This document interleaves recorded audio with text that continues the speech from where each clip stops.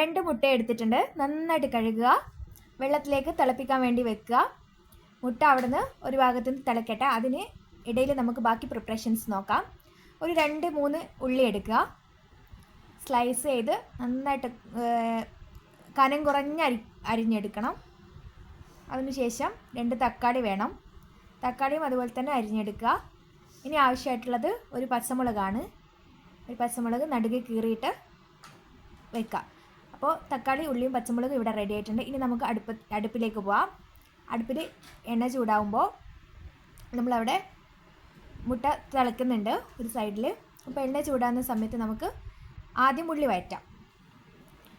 ഉള്ളി പെട്ടെന്ന് വഴന്ന് വരാൻ വേണ്ടിയിട്ട് നമുക്ക് കുറച്ച് ഉപ്പ് വിതറി കൊടുക്കാം. അതിനുശേഷം നന്നായിട്ട് വഴറ്റിയെടുക്കുക. അപ്പോൾ ഉള്ളി വഴന്ന ശേഷം നമുക്ക് തക്കാളിയും പച്ചമുളകും കൂടി ആഡ് ചെയ്ത് കൊടുക്കാം. അതിന് മുന്നേ ആഡ് ചെയ്ത് കൊടുക്കരുത്. നമ്മുടെ മുട്ട വെന്തിട്ടുണ്ട്. ഞാനതൊരു 4 സ്ലൈസാക്കി വെച്ചിട്ടുണ്ട്. നിങ്ങളുടെ ഇഷ്ടത്തിനനുസരിച്ച് മുറിക്കാം. ഇനി അതാ നമ്മുടെ ഉള്ളിയും തക്കാളിയും പച്ചമുളകൊക്കെ നന്നായിട്ട് വെന്തിട്ടുണ്ട്. ഇനി ഇതിലേക്ക് നമ്മുടെ പൊടികൾ ആഡ് ചെയ്യാനുള്ള ടൈമാണ്. ഇതിലേക്ക് ഞാൻ കുറച്ച് മഞ്ഞൾപ്പൊടി ആഡ് ചെയ്തു, ഒരു 1/4 ടീസ്പൂൺ. പിന്നെ എഗ് മസാല ഉണ്ടെങ്കിൽ നിങ്ങൾക്ക് ചേർക്കാം, ഓപ്ഷണലാണ്. ഇതിൽ മറ്റു മസാലകളൊന്നും ചേർക്കുന്നില്ല, എഗ് മസാല മാത്രമാണ് ചേർക്കുന്നത്. ഒരു 2 സ്പൂൺ എഗ് മസാല.